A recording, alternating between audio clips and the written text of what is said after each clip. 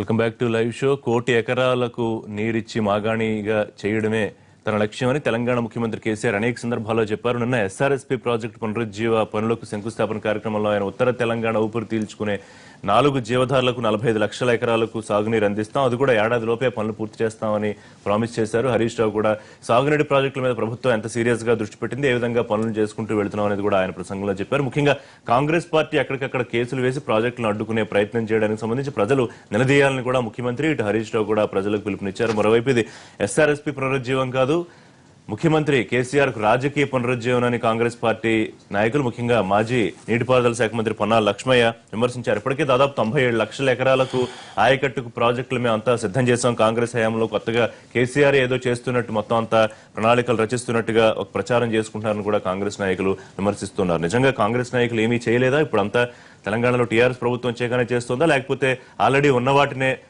అనుకూలంగా మార్చుకుంటున్నారా అనేది ఒక చర్చ జరుగుతుంది. రెండోది, దేశంలో ముస్లింలు అభద్రత, ఘర్వాపసి, అలాగే గోవధ పేరుతో దాడులు చేయడం, హేతువాద హత్యలు, వీటన్నిటి మీద ఉపరాష్ట్రపతిగా బాధ్యతలు అయిపోయి దిగిపోతున్న ఒక్కరోజు ముందు అన్సారీ కీలకమైన కామెంట్స్ చేశారు కొన్ని ఇంటర్వ్యూలో. దీనికి ఉపరాష్ట్రపతిగా కొత్తగా బాధ్యతలు తీసుకున్న వెంకయ్యనాయుడు కూడా సమాధానం చెప్పారు.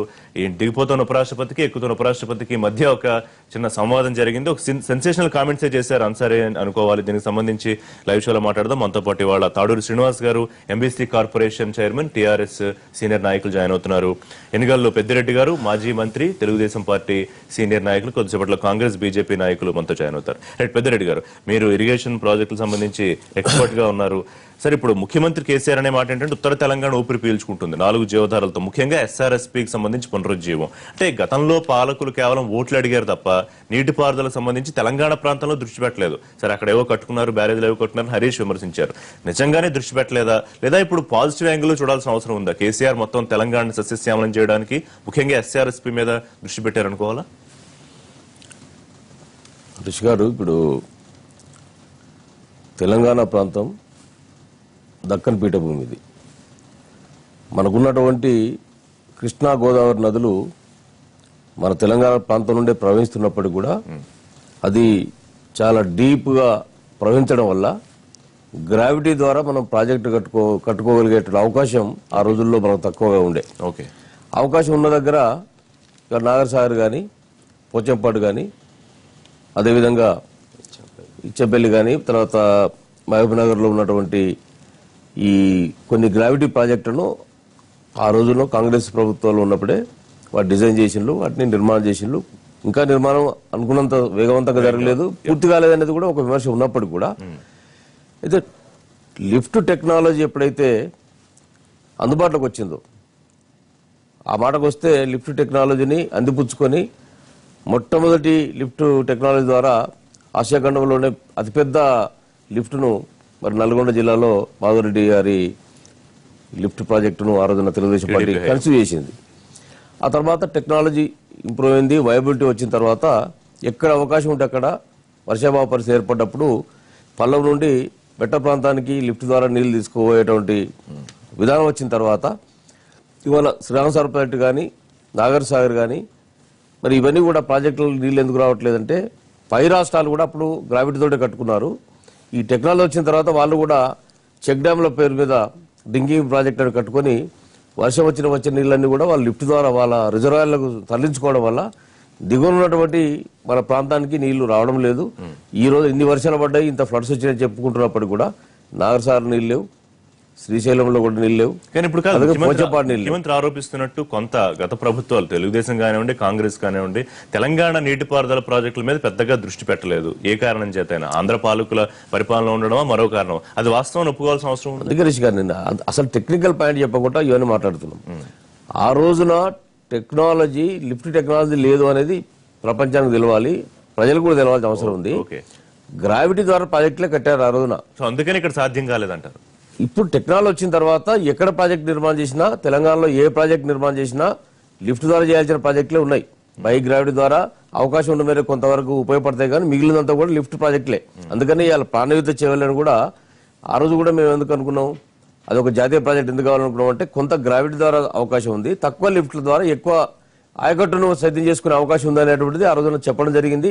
దానిపైన ఉద్యమాలు జరిగినాయి, దానిపైన టెండర్ పిలిషన్లు కన్సివైంది, కొంత వర్క్ జరిగింది. ఇవాళ దాన్ని మొత్తం మనం వదిలేసుకున్నాం.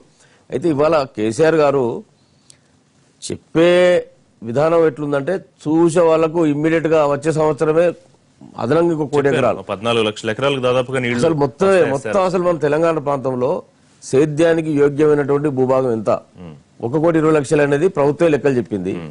దాంట్లో 60 లక్షల వరకు ఇప్పటికే సాగులోకి వచ్చింది అని చెప్పింది వివిధ ప్రాజెక్టుల ద్వారా. మిగిలినటువంటి దానికి ఇంకో 20 లక్షల వరకు మనం అదనంగా మనం కొన్ని ప్రాజెక్టులను చేపట్టాల్సిన అవసరం ఉంది. దాని కొరకు ఈ ప్రాజెక్టు కంటే కూడా మనం కిందిలో మన కింది నుండి గోదావరి కింది నుండి నీళ్ళు తీసుకొద్దాం, లిఫ్ట్ ద్వారా తీసుకొద్దాం అని చెప్పేసి వివిధ ప్రాజెక్టులు డిజైన్ చేసే ప్రయత్నం చేస్తా ఉన్నారు. ఇవన్నీ కూడా అదనంగా నిన్న ఒక మీటింగ్ పెట్టి పునర్జీవం ద్వారా 1 కోటి ఎకరాలు అనేది ఈ విధంగా మాట్లాడడం కరెక్ట్ కాదు. 1 కోటి ఎకరాలకు పునర్జీవం అక్కడ ఒక దగ్గర చేస్తే కాదు. ఎస్ఆర్ఎస్పీ ద్వారా 1 కోటి కాదు, ఎస్ఆర్ఎస్పీ ద్వారా దాదాపు 45 లక్షల ఎకరాలు 4 జీవధారల నుంచి అనేది ముఖ్యమంత్రి చెప్పారు. అయితే ఇక్కడ మిడ్ మానర్ లో నీళ్లు పోసేసి అక్కడ నుంచి వెళ్ళి మళ్ళా రివర్స్ పంపింగ్ ద్వారా ఎస్ఆర్ఎస్పీ లో నీళ్లు రింపాలనేది వారి యొక్క ఉద్దేశం. ఎస్ఆర్ఎస్ ద్వారా అగైన్ మళ్ళా ఎక్కడికి రావాలి, మళ్ళీ మిడ్ మానేరు, లోవర్ మానేరు, అదేవిధంగా వివిధ కొత్తగా చేపట్టబోయేటువంటి రిజర్వాయర్లకు అక్కడి మళ్ళీ పంపింగ్ జరగాలి.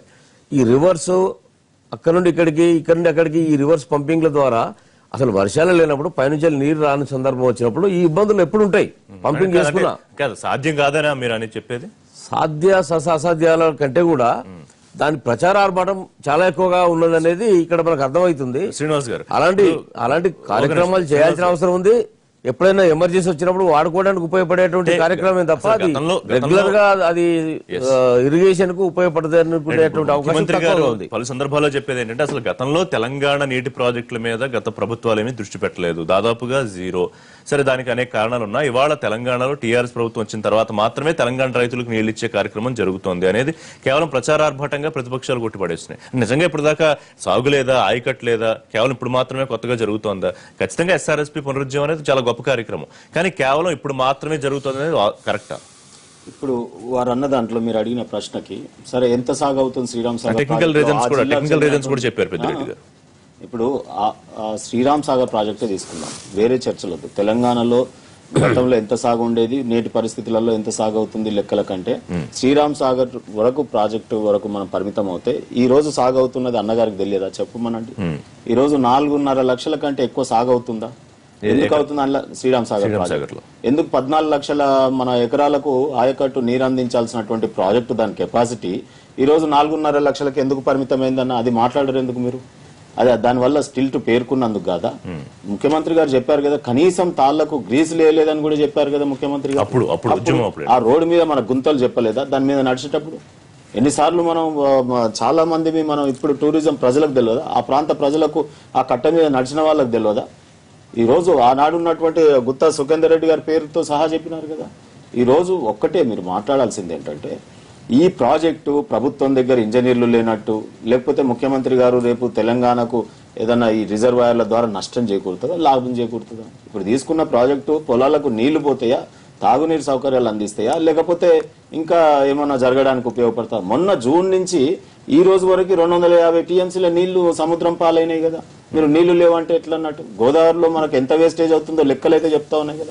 ప్రతి సంవత్సరానికి ఈ రోజు 3-4 వేల టీఎంసీల నీళ్లు సముద్రం పాలవుతుందని మీడియా మీరు కూడా చెప్పినారు కదా. ఇదేమన్నా అవాస్తవమా? మరి ఆ నీళ్లు అట్లనే సముద్రం పాలు కానిద్దామా? ఈ రోజు రివర్స్ పంపింగ్ లో లేటెస్ట్ టెక్నాలజీ వచ్చింది మీరే అంటున్నారు. లేటెస్ట్ టెక్నాలజీని అందిపుచ్చుకొని మనం సాగునీరు పెంచుకుంటే తప్పేముంది చెప్పండి. ఈ రోజు శ్రీరామ్ సాగర్ ప్రాజెక్ట్ ఎన్ని జిల్లాలకు? దాదాపుగా ఉత్తర తెలంగాణ మొత్తం సాగునీరుకు, కొంత ప్రాంతాలలో తాగునీరుకు సౌకర్యం, ఇంక్లూడింగ్ నల్గొండ జిల్లా వరకు ఈ రోజు తుంగతుర్తి అక్కడి వరకు కూడా వస్తాయని లెక్కలు చెప్తా ఉంటే మీరు దాన్ని మొత్తం ప్రచారం ప్రజలే చేస్తారు. నేను వచ్చిన రైతులందరూ మరి ఊరూరికి వెళ్ళి వచ్చినప్పుడు ఏడిపోయినవరా అంటే ఆ ఊరికి తిరిగి వెళ్ళినప్పుడు నేను శ్రీరామ్ సాగర్ ప్రాజెక్టు మరి ఇట్లా కడుతున్నాడు మళ్ళీ కేసీఆర్ గారిని ప్రజలే చెప్తారు. ప్రచారం ప్రజల నోటి నుండి వస్తా ఉంటే మీరు ఇప్పుడు వారు మాట్లాడుతున్నది ప్రాజెక్టుల మీద కాదు, ప్రచారం జరుగుతుంది. అయ్యో ప్రజలలోకి ఇదంతా కూడా మంచి పనులన్నీ కార్యక్రమాలన్నీ ప్రజల నోటికి వెళ్తా ఉన్నాయి అని చెప్పే కదా మీరు ఇప్పుడు మాట్లాడిన దాంట్లో మొత్తం కూడా ప్రతిపక్షాలకు ఉన్న బాధ ఏంటి? అంటే కాదు, చాలా క్యాజువల్ గా చేయాల్సిన ప్రోగ్రామ్స్ ను కూడా ప్రభుత్వం చాలా గొప్ప కార్యక్రమాలలాగా చేస్తుంది అనుకుంటా. తప్పకుండా నీటి ప్రాజెక్టులు తెలంగాణ రాష్ట్రం సిద్ధించిన తర్వాత చేస్తున్నటువంటి కార్యక్రమాలన్నీ కూడా గొప్ప కార్యక్రమం. ఈ రోజు శ్రీరామ్ సాగర్ కి మీదికి వెళ్ళి మొత్తం మహారాష్ట్ర మీద మొత్తం అన్ని కట్టిన తర్వాత నీళ్లే రావన్నటువంటి పరిస్థితి నుంచి అద్భుతంగా ఒక కింది నుంచి రివర్స్ పంపింగ్ అంటే టీఆర్ఎస్ ప్రభుత్వం రాకముందు, అంతకుముందు కాంగ్రెస్ హయాంలో గానీ తెలుగుదేశం హయాంలో గానీ రైతులు పంటలు పండించలేదా? పొలాలకు నీళ్లు రాలేదా? రైతులు ఎక్కడ వ్యవసాయం చేయలేదా? నిజాం కాలం నాటున్నటువంటి సాగు కూడా నేటు లేకపోవడం అనేది వాస్తవము. అది మిషన్ కాకతీయ ద్వారా ఈ రోజు మనం మొన్న వచ్చినటువంటి ఈల్డింగ్ 27 లక్షల టన్నులు మనము కొత్తగా మనము వరి ధాన్యాలు వచ్చినాయి కదా, అంటే అది కాదా? అది గ్రాఫ్ కాదా? అందుకే నేను లెక్కలతో సహా మీకు చెప్తా ఉంటే మీరు అది కాదంటే ఎట్లా చెప్పండి? ఇప్పుడు గతంలో మేము అధికారంలోకి తెలంగాణ రాష్ట్రం సిద్ధించేంత వరకు తెలంగాణలో పండుతున్నటువంటి వ్యవసాయ యోగ్యమైనటువంటి భూమి ఎంత, సాగులో ఉన్న భూమి ఎంత, అంతకుముందు ఉన్నటువంటి భూమి ఎంత, ఈ రోజు లెక్కలన్నీ క్లారిటీ. మీరు టైం ఇవ్వండి, ఈ రోజే పెట్టండి, నెక్స్ట్ అవర్ లో పెట్టండి, మేము లెక్కలతో సహా ఉన్నాం. స్పష్టంగా శ్రీనివాస్ గారు, నేను చెప్పింది శాస్త్రీయంగా ఆ రోజున్న టెక్నాలజీ చెప్పాను. ఇవాళ మీరు చెప్తున్నది ఎట్లా ఉందంటే, ఇందిరాగాంధీ గారు ఎప్పుడేసారన్నా ఇచ్చంపల్లి చెప్పేది ఎట్లా ఉందంటే, చెప్పండి, అసలు ప్రపంచంలో అసలు ఎవరు చేయని పని మేమే చేస్తున్నామని 3 సంవత్సరాలు అయిన తర్వాత కూడా మీరు అది మాట్లాడుతున్నారు. గతంలో ఉన్న పెండింగ్ ప్రాజెక్ట్ ఎన్ని పూర్తి చేసినా మీరు చెప్పలేని పరిస్థితులు ఉన్నారు ఇవాళ. అసలు జాతీయ ప్రాజెక్ట్ అనేది ఒకటి రీడిజైనింగ్ లో ఉంది కదా. అవును, రీడిజైన్ పేరుతో కలపం చేయడమే. డిజైన్ చేయబడి కన్సీవ్ చేయబడి 10,000 కోట్లు ఖర్చు పెడితే ఆ ఉన్న 17-14 ప్రాజెక్టు పూర్తి అయ్యేటువంటి అవకాశం ఉన్నదని తెలిసి కూడా వాటి చేయలేదు. దేవాదులకు ఏమవడం వచ్చిందండి? ఇవాళ టెక్నాలజీ కదా, దేవాదులు థర్డ్ ఫేజ్ ఎందుకు చేయలేదు? అది ఆల్రెడీ ఆన్గోయింగ్ ప్రాజెక్టే కదా, దాన్ని ఎందుకు పూర్తి చేయలేదు? దాని జోలికి పోకుండా అది వరంగల్ జిల్లాకు. నేనేమంటున్నానంటే ఇవాళ వీళ్ళ ప్రచారం ఎట్లుందంటే, ఎందుకంటే నేను రామాయణం వార్తలు చూసినాం. అంబశేరులో భీష్ముడు ఉంటే దాహం అంటే అర్జునుడు బాణం కొట్టి నీళ్లు తెచ్చి దాహం తీర్చినట్టు, అదే విధంగా లక్ష్మణుడు మూర్చపోతే సంజీవుని పట్టుకొచ్చి లక్ష్మణుని లేపినట్టు పునర్జీవం అంటే ఏంటండి? సత్యరోళ్ళు బతికిస్తారా? పునర్జీవం అంటే ఏంది? చనిపోయిన వాళ్ళు బతికిచ్చే మాయ మంత్రాలు తప్ప. జీవమే లేదానికి వీళ్ళు జీవం ఇస్తామని చెప్పారు. బాబ్లీ కట్టినప్పుడు ఏమన్నారు? అదొక చెక్ డ్యామ్ కట్టుకుంటే వీళ్ళకేం ప్రాబ్లం అని చెప్పేసి ఇవన్నీ కూడా ఆ రోజు ఒక మాట ఈ రోజు ఒక మాట కాదు. చేసుకోండి, చేయకుంటే ఇవ్వట్లేదు కానీ ప్రవాహాన్ని మనుషులను ప్రవహించుకొని నీళ్ళు లేకుండా వర్షాలు పడకపోతే నీళ్ళ కచ్చలు వస్తాయి. ఏం ప్రచారం? పని చేసినాక ప్రచారం చేసుకోండి. పని పూర్తి ఎంత ఇనాగ్రేషన్ పెట్టుకుని ప్రచారం చేసుకోండి. పని పూర్తి చేసినాక ప్రచారం చేసుకోండి. పని పూర్తి చేసుకుని ప్రచారం చేయండి. ఇల్లు కట్ట ముందు ఇల్లు కట్టినట్టుగా దావత్ చేసుకుంటున్నారు చెప్పేది. పెళ్లి కాకముందు శోభన చేసినట్టు ఇబ్బంది లేదు, కానీ పని జరగకుండా క్రెడిట్ తీసుకునే కార్యక్రమం తెలంగాణ ప్రభుత్వం ఏమైనా చేస్తుందా? తెలంగాణ అపర భగీరథుని కేసీఆర్ ని మరి టీఆర్ఎస్ నాయకులు లేకపోతే ప్రజలు కూడా అంటున్నారని చెప్తున్నారు. అలా అనే అవకాశం ఉందా లేదా? ఆ పార్టీ వాళ్ళు అనుకోవచ్చు. ప్రజలు అందన్న భారీ ఎత్తున తరలిచ్చారు. లేవు మాట పార్టీ వాళ్ళు అనుకోవచ్చు. కేంద్ర ప్రభుత్వం ప్రజలు అనాలి, కొన్ని అంశాలలో ప్రజలు అనాలి అన్నప్పుడు ఏదైనా ఒక ప్రాజెక్టు పూర్తి చేసి ప్రజలకి అంకితం చేసినప్పుడు ఖచ్చితంగా ప్రజలు కూడా నీరాజనం పలుకుతారు. పలికిన సందర్భాలు కూడా ఉన్నాయి. మన ఆనాటి ఆంధ్రప్రదేశ్ చరిత్ర కానీ ఈనాటి తెలంగాణ చరిత్ర కానీ చూస్తే ఒక విషయం, ఇప్పుడు ఉన్నటువంటి ప్రాజెక్టులు మనకి రాజశేఖర రెడ్డి గారి పీరియడ్లో ప్రారంభం చేసినప్పుడే 2 సంవత్సరాల్లో అన్నారు, 3 సంవత్సరాల్లో అన్నారు, 5 సంవత్సరాల్లో అన్నారు. అయితే నిర్ణీత గడువులోనే ప్రాజెక్టులకి కేటాయింపులు ప్రారంభాలు అన్ని జరిగినా కూడా తర్వాత కాలంలో కొన్ని ఆగిపోతూ వచ్చినాయి. అనుమతుల కారణం కావచ్చు, భూసేకరణ కావచ్చు, రకరకాల ముంపు కావచ్చు, ఇంకా కొన్ని కారణాల వల్ల. అయితే ఆ ప్రకారంగా అప్పుడు 10 years పీరియడ్ అయిపోయింది. తర్వాత ఇప్పుడు మన 3 years పీరియడ్ అయిపోయింది. అసలు మధ్య తరహా ప్రాజెక్టులు ఇప్పుడు కూడా రాష్ట్రంలో ఒక 10,000 కోట్లు ఖర్చు పెడితే ఇమ్మీడియట్ గా పూర్తవటానికి ఒక 20 దాకా ఉన్నాయి. మరి దాన్ని ఎందుకు పునర్జీవింపజేయటం లేదు? వాటిని ఎందుకు వెంటనే అంకితం చేయటం లేదు? వాటిని ఎందుకు ప్రజలకు ఆయా రాష్ట్రాల్లో ఆయా జిల్లాల్లో వెంటనే సాగులో తీసుకురావట్లేదు? తర్వాత రెండో విషయము, ప్రాజెక్టులు అన్ని కూడా ఈ రోజు కాదు, ఇవన్నీ ఎప్పటి నుంచో అనుకుంటూ వస్తున్నది. ఈరోజు పోచంపాడు ఇది కూడా, ఈ ప్రాజెక్టు కూడా ఒక ప్రాజెక్టు ఒక 30 సంవత్సరాలు దాటిన తర్వాత, ఒక 20 సంవత్సరాలు దాటిన తర్వాత మరి నీటి సామర్థ్యం తగ్గుతుంది, దాంతోపాటు ఆయకట్టు కూడా తగ్గుతుంది, దాంతోపాటు డీసిల్టింగ్ అనేది చేయాల్సి ఉంటుంది. ప్రతిపక్షాలు అర్థం కావట్లేదు. ఇప్పుడు పూర్తి అవ్వకుండా ఉన్న ప్రాజెక్టులని గవర్నమెంట్ టేకప్ చేసి పూర్తి చేసి నీళ్లు ఇవ్వడంలో ఉన్న సమస్య ఏంటి? లేదా ఆ క్రెడిట్ గత ప్రభుత్వాలకు లేకపోతే నాయకులకు ఇవ్వట్లేదు అనేది ప్రాబ్లమా? యాక్చువల్ గా ప్రతిపక్షాల పాయింట్ ఏంటి? అసలు మెయిన్ పాయింట్ అండి మెయిన్ పాయింట్ నేను ఒకటే విషయం చెప్తున్నా. నేను సివిల్ ఇంజనీర్ ని, రాష్ట్రంలో ఉన్నటువంటి ప్రతి ప్రాజెక్ట్ లో తిరిగి వచ్చిన వాడిని. శాసనసభలోనే ముఖ్యమంత్రి గారు గాని హరీష్ రావు గారు గాని సమాధానం చెప్పలే. రీడిజైన్ అంటే ఏందండి? రీడిజైన్ అంటే ఏంటి అసలు? నువ్వు ఈరోజు బచావత్ ట్రిబ్యునల్ ద్వారా గానీ, బ్రిజేష్ ట్రిబ్యునల్ ద్వారా గానీ అదనంగా ఈ రాష్ట్రానికి ఒక్క టీఎంసీ అయినా నీళ్లు తీసుకురాగలిగావా? ఇప్పుడు అంతకుముందు ఉన్నటువంటి ఆంధ్రప్రదేశ్ మన నీళ్లు కొలగొట్టుకోబోతోందని చెప్పన్నారు, మహారాష్ట్ర అడ్డుకట్ట వేసిందని చెప్పన్నారు, కర్ణాటక ఇంకో రకంగా ఇబ్బంది పాలు చేసిందని చెప్పారు. కానీ మన రాష్ట్రం వచ్చిన తర్వాత మన ఆర్గ్యుమెంట్ల ద్వారా గానీ, బ్రిజేష్ ట్రిబ్యునల్ ద్వారా గానీ, ఇంకో రకమైనటువంటి ఒక ఆర్గ్యుమెంట్ ద్వారా గానీ, ఒక నిమిషం చెప్తా, ఒక నిమిషం వినండి, నేను చెప్తా. నేను మాట్లాడడానికి చాలా మాట్లాడతాను. ఒక విషయం చెప్తా. ఈరోజు ఉన్నటువంటి ఒక పరిస్థితుల్లో చాలా ఖచ్చితంగా టీఎంసీ అదనంగా ఈ రాష్ట్ర ప్రభుత్వం తెలంగాణకి అధికారంలోకి వచ్చిన తర్వాత తీసుకొచ్చినట్టయితే రీడిజైన్ అని చెప్పాలి. కృష్ణా షేర్ లో గాని గోదావరి షేర్ లో గాని ఆనాటి ఆంధ్రప్రదేశ్ గా ఉన్నప్పుడు మన తెలంగాణకి ఎంత కేటాయించారో అన్ని టీఎంసీ లేక నీరే మనకున్నాయి. కానీ అదనంగా ఒక టీఎంసీ నీరు లేదు.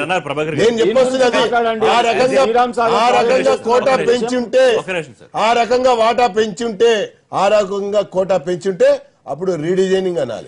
ఈరోజు ఒక ప్రాజెక్టు కడుతూ ఈ కాలువ ఇట్లా కాదు, ఈ కాలువ ఇట్లా కాదు, ఈ కాలువ ఇట్లా కాదు, రీడిజైన్. ఎక్కడ ఒక్క రూపాయి మీరు ఇస్తారో చెప్పాలి కేంద్ర ప్రభుత్వం నుండి. నేను మాట్లాడమని చెప్పండి. నా పాయింట్ వినాలి, విని ఆయన కూడా కౌంటర్ ఇవ్వాలి. ఈరోజు రీడిజైన్ అంటే ఈ యొక్క ప్రాజెక్టు కాలువ ఇట్లా కాదు ఇట్లా వెళ్ళాలంటే రీడిజైన్ కాదండి. దాని ఆయకట్టు ఎంత, దాని స్థిరీకరణ ఎంత, దాని నిల్వ ఎంత, దాని సామర్థ్యం ఎంత, ప్రాజెక్ట్ కాస్ట్ నువ్వు ఎంత తగ్గించావు. ఈరోజు రీడిజైన్ పేరు మీద నేను చెప్తున్నా, రీడిజైన్ పేరు మీద ఎన్నైతే ప్రాజెక్టులు ప్రారంభించబడ్డాయో ఆ ప్రాజెక్టులన్నీ ఎక్కడికక్కడ ఆగిపోతే ఈరోజు ఎస్కలేషన్ పేరు మీద, రీడిజైన్ పేరు మీద అదనంగా అప్పనంగా కాంట్రాక్టర్లకి అంతే మొత్తంలో డబల్ అమౌంట్ ని ఈ ప్రభుత్వం కట్టబెడతా ఉన్నది. సో అంటే రైతుల మీద డబల్ అమౌంట్ ని కట్టబెడతా ఉన్నది వాస్తవమైనటువంటి విషయం. తర్వాత రెండో విషయం ప్రాజెక్ట్ లెక్క మైల్ స్టోన్ ప్రోగ్రెస్ ప్రకారంగా పురోగతి లేనటువంటి మధ్యతర చిన్నతర ప్రాజెక్టులు ఇంకా కూడా ఉన్నాయని మర్చిపోయారు. వీటిని వదిలిపెట్టి అట్టాసం ఆర్పాటం చేసుకుంటూ ఏదో చేస్తామని చెప్పి మాట్లాడటం వారు ఇంజనీర్ గా మాట్లాడలేదు, పొలిటికల్ రాజకీయ నాయకుడిగా మాట్లాడారు, జనరల్ ప్రసంగం చేసినారు. ఇంజనీర్ గా అయితే శ్రీరామ్ సాగర్ ప్రాజెక్టు ఈ రోజు ఎంత ఆయకట్టు ఉన్నది, ఎన్ని టీఎంసీలు నీళ్ళు తెస్తా ఉన్నాం, రివర్స్ పంపింగ్ మనం చేయగలుగుతామా లేదా, వీటి మీద అంశాల మీద మాట్లాడాల్సినటువంటి అవసరం ఉంది. వారు ఇంజనీర్ గా ఎక్కడ మాట్లాడినారు? ఇంజనీర్లు అంటే మా తెలంగాణ రిటైర్డ్ ఇంజనీర్ల ఫోరం జరుపుతున్నటువంటి కృషి. నువ్వు ఇంజనీర్ గా తెలంగాణ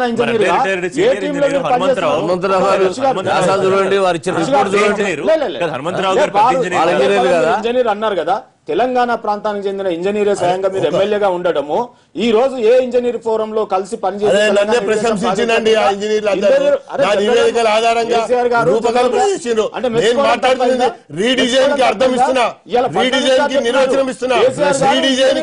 సంబంధించినటువంటి విశ్లేషణ చేస్తున్నాను. రీడిజైన్ సంబంధించినటువంటి విషయంలో ఈ ప్రభుత్వం వైఫల్యం చెందింది. ఉన్నటువంటి ఒక ప్రాజెక్టులు పూర్తి చేసి ఈరోజు ఇంతకుముందు కూడా కాంగ్రెస్ చేసినప్పుడు కూడా మంత్రిగా కూడా పనిచేశారు. తెలుగుదేశం పీరియడ్లో గుత్పే అలీసాగర్ ప్రారంభించారు, చంద్రబాబు నాయుడు గారు గుత్పే అలీసాగర్ ప్రారంభించారు. అవి 40,000 50,000 ఆయకట్ట, అది ఆధునీకరణ కంటే ముందు కూడా 30,000 ఎకరాలు రెండు కూడా ఇచ్చేటువంటి అవకాశం ఉన్నటువంటిది. ఆధునీకరించడం అనేది ఆవశ్యకత, దాంతో పాటు లైనింగ్ చేయవలసిన ఆవశ్యకత. దాని విషయం చెప్తే ఈరోజు మాట్లాడుతుంది రివర్స్ పంపింగ్ వ్యతిరేకించలేదు. నేను డీసీలింగ్ చేయడానికి వ్యతిరేకించలేదా? పోచంపాడు పునర్జీవన్ అన్న పేరు పెట్టుకుంది నేను వ్యతిరేకించలేదా? నేను చెప్పింది ఏంటి? రీడిజైన్ అంటే నిర్వచనం ఏంటి? ఒక్క నిమిషం. బచావత్ ట్రిబ్యునల్ ద్వారా కానీ విజయ్ ట్రిబ్యునల్ ద్వారా కానీ ఒక్క టీఎంసీని ఈ తెలంగాణ ప్రభుత్వం మన తెలంగాణ కోసం తీసుకొచ్చిందా అన్నదే నా ప్రశ్న. తీసుకురాలేనప్పుడు రీడిజైన్ అన్న పదం వాడలేదు. రాజకీయంగా మాట్లాడటం తప్పించి ఈ ప్రభుత్వానికి ఇంకో రకమైనటువంటి అవకాశం లేదని నేను చెప్తాను. సుఖేందర్ రెడ్డి గారు నమస్తే. మీరు కేసీఆర్ గారు అప్పుడు వెళ్లారు, ఆ ప్రాజెక్ట్ పరిస్థితి చూశారు, ఆవేదన చెందారు, ఉద్యమకారుడిగా. ఇవాళ ముఖ్యమంత్రిగా ప్రారంభించడం అదృష్టం అన్నారు. కానీ అసలు ఈ రీడిజైనింగ్ ఎందుకు, పెండింగ్ లో ఉన్న ప్రాజెక్టులు ఎందుకు పూర్తి చేయట్లేదు, చిన్న చిన్న ప్రాజెక్టులు ఎందుకు జాతికి ఇవ్వట్లేదు, ఇదంతా చాలా చాలా విమర్శలు చేస్తున్నాయి ప్రతిపక్షాలు. అంటే రీడిజైనింగ్ అనేది రైతులకు నీరు ఇవ్వడానికి కాదు, కాంట్రాక్టర్లు దోచిపెట్టడానికి అనే సీరియస్ ఎలిగేషన్ చేస్తున్నాయి ప్రతిపక్షాలు. నమస్కారం ఋషి గారు, మా మిత్రులు పెద్దిరెడ్డి గారు కానీ, ప్రభాకర్ గారు కానీ, శ్రీనివాస్ గారు కానీ, 96లో నిర్మల్ ఉప ఎన్నికల సందర్భంగా గౌరవ కేసీఆర్ గారు, నేను, అక్కడ ఉన్నటువంటి ఎంపీ సత్యనారాయణ గౌడ్ గారు శ్రీరామ్ ప్రాజెక్టు సందర్శించిన సందర్భంలో అక్కడ ఉన్నటువంటి పరిస్థితులు చూస్తే ఒక దయనీయమైనటువంటి వాతావరణం ఆ ప్రాజెక్టు మీద ఉన్నమాట వాస్తవం. దాన్ని దృష్టిలో పెట్టుకుని ఆనాడు తెలంగాణ ప్రాజెక్టులు ఏ విధంగా ఆంధ్ర పాలకుల యొక్క నిర్లక్ష్య వైఖరికి గురవుతా ఉన్నాయనేటువంటిది. ఆ తర్వాత అక్కడ మాట్లాడుకున్న తర్వాత కింద ఎస్సీ ఆఫీస్కి వెళ్ళి మొత్తం ప్రాజెక్ట్ రిపోర్ట్లన్నీ తీశాం. 120 టీఎంసీలకు కట్టబడినటువంటి ఆ ప్రాజెక్టు కేవలం 90 టీఎంసీలకి కుదించబడి మొత్తం మీద సిల్క్ తోని కూడుకొని పోయింది. తర్వాత కనీసం గేట్లకు రంగులు వేసేవాడు, గ్రీస్ వేసేవాడు దిక్కు దిఫాను లేనటువంటి పరిస్థితి. ఒరిజినల్ గా 220 టీఎంసీలకు ప్రపోజ్ చేసినటువంటి ఎస్ఆర్ఎస్పీని మహారాష్ట్రలో ముంపు గురవుతుందనేటువంటి ఆలోచన విధానంతో 120 తెచ్చి 120లో అన్ని ప్రాజెక్టులకు, మేజర్ ప్రాజెక్టులకు డెడ్జర్ ఉంటే ఎస్ఆర్ఎస్పీ కనీసం డెడ్జర్ కూడా లేనటువంటి పరిస్థితి. కాబట్టి ఇది తెలంగాణ ప్రాంతంలో ఉన్నటువంటి ప్రాజెక్టుల పట్ల నిర్లక్ష్య వైఖరి ఆనాడు ఉన్నటువంటి ప్రభుత్వాలు, గతంలో ఉన్నటువంటి ప్రభుత్వాల వైఖరి వల్లే జరిగిందనేటువంటిది కేసీఆర్ గారు దీర్ఘకాలం పరిపాలించిన కాంగ్రెస్ లో, అంతకుముందు తెలుగుదేశం మీరు కూడా ముఖ్యమైన నాయకుడిగా ఉన్నారు. సరే, ఇవాళ టీఆర్ఎస్ లో ఉన్నారు అనుకోండి. ఆ ఆంధ్ర పాలకులు అంటే మరి అప్పుడు మంత్రులుగా, ఇప్పుడు ఇరిగేషన్ శాఖ మంత్రులుగా తెలంగాణ నాయకులు చేశారు.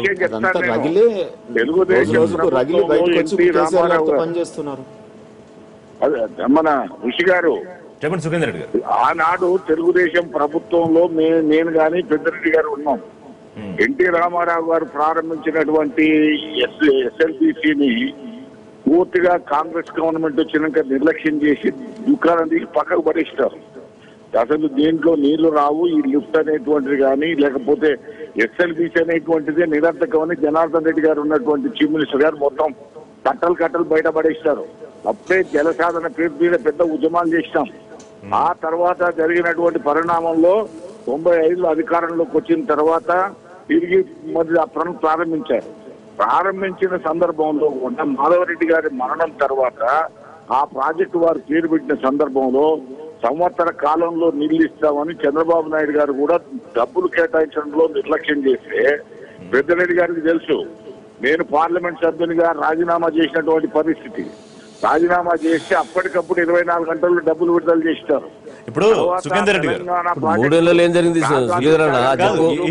ముందు కాలంలో ముందు ఏం జరగలేదు అనుకుందాం. 3 ఏళ్ళలో ఏం జరిగిందో ప్రగతి చెప్తే బాగుంటుంది కదా. ప్రాజెక్టులు వాళ్ళ పోతేడుపాడి ద్వారా 250 టీఎంసీల రిజర్వాయర్లు అక్కడ కట్టారు. అదే తెలంగాణ ప్రాంతంలో ఎక్కడ చూసినా రిజర్వాయర్ లేనటువంటి పరిస్థితి ఉన్నది. కాబట్టి ఈనాడున్నటువంటి ఈ ప్రభుత్వం, నేను నిజంగా కాంగ్రెస్ పార్టీ పార్లమెంట్ సభ్యులైనా తెలంగాణ రాష్ట్రం యొక్క అభివృద్ధి కేసీఆర్ గారి నాయకత్వం. సుఖేందర్ రెడ్డి గారు కాదు, మీరు చెప్పదలుచుకుంది 3 సంవత్సరాల్లో 3 మీటర్లు మెథడ్ ప్రకారం ఇవాళ టీఆర్ఎస్ ప్రభుత్వం వచ్చే వరకు సుఖేందర్ రెడ్డి గారు ఈ 3 సంవత్సరాల్లో టీబీఎం మెథడ్ కింద ఆ ఎస్ఎల్బిసి లో 3 మీటర్లు ముందుకు పోలేదు. ప్రభాకర్ గారు మీరు నేను ముఖ్యమంత్రి గారు అఖిలపక్షం పెట్టినాడు. మనమే మీరున్నారు, నేనున్నాను. ముఖ్యమంత్రి గారు మీరు సజెషన్ ఇవ్వండి, మీ సజెషన్ ప్రకారం పోతామన్న తర్వాతనే ఇవాళ డబ్బులు అవ్వాలి. మనం డిసైడ్ చేసినాకనే 100 కోట్ల అడ్వాన్స్ ఇచ్చినారు. ఇవాళ 43 కిలోమీటర్లకు గాను 30 కిలోమీటర్లు పూర్తయింది. ఇవాళకి 5 కిలోమీటర్లు అదనంగా తొలినారు. మీకు తెలుసు, నాకు తెలుసు టీబీఎంల యొక్క పరిస్థితి ఏందని.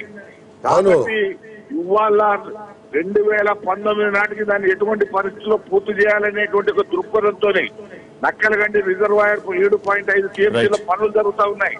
పెంగ్లిపాకల రిజర్వాయర్ పెంపు పనులు జరుగుతూ ఉన్నాయి. ఈ ప్రభుత్వం వచ్చిన తర్వాతనే తెలంగాణ నూతన రాష్ట్రంలోనే ఒరవడిగా పనులు జరుగుతున్నాయి. రైట్ సుఖేందర్ రెడ్డి గారు ఒక్క నిమిషం లైన్ లో ఉండండి. మీ కాంగ్రెస్ పార్టీ వెర్షన్ తీసుకుంటారు. సుఖేందర్ రెడ్డి గారు ఒక్క నిమిషం లైన్ లో ఉన్నారు. మనం ఇచ్చిన సజెషన్ రాష్ట్ర ప్రభుత్వం అంగీకరించింది. మనం చెప్పినటువంటి పద్ధతుల్ని అంగీకరించింది. అవును, నాకు తెలుసు ఆ విషయము. టన్నల్ పనులు జరుగుతూ ఉన్నాయి. నేను చెప్తుంది రిజర్వాయర్లు జరుగుతున్నాయి. టన్నెల్ సంబంధించిన విషయంలోనే పురోగతి ఆశించిన మేరకు లేదు. అయిపోయినాయి. ఇవాళ కలవకుర్తి లిఫ్ట్ ఇరిగేషన్ ద్వారా ఇవాళ పూర్తి చేసేటువంటి పనులు జరిగి మాకు మంచినీళ్ళ కరువు అంతర్భాగం కాకపోయినా ముఖ్యమంత్రి గారు ఆదేశించి మంచినీళ్ళ కొరకు డిండిలోకి నీళ్లు వదిలినటువంటి పరిస్థితులు.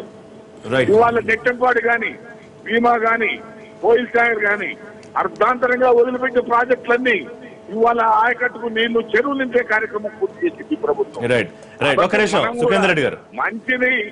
మంచిని సమర్థిస్తాం. వాళ్ళ ఎస్ఆర్ఎస్పీ పెద్దిరెడ్డి గారు తెలియదా? బాబ్లీ గారితో ఉంటే మహారాష్ట్ర ప్రభుత్వం ఎన్నిసార్లు పోయి ధర్నాలు చేసినాం, అరెస్ట్లు అయినాం. అది చిన్న ఇంకుడు గుంతలు, చిన్న చెక్ డ్యాములు వాటి కట్టుకుంటే ఏమైందని అన్న విషయం కూడా మనం చెప్పుకున్నాం చాలా సార్లు. 2019కి ఎట్లయినా పూర్తి చేస్తారని మీరు అసలు పురోగతి లేదనేది ప్రతిపక్షాల మాట. ఒక బ్రేక్ తీసుకుందాం. బ్రేక్ తర్వాత కాంగ్రెస్ వెర్షన్ తెలుసుకునే ప్రయత్నం చేద్దాం. కాంగ్రెస్ నాయకులు ఎక్కడికెక్కడ అడ్డుకుని నిలదీయమని ముఖ్యమంత్రి పిలుపునిచ్చారు. మరి కాంగ్రెస్ ఏమంటుంది? బ్రేక్ తర్వాత చూద్దాం.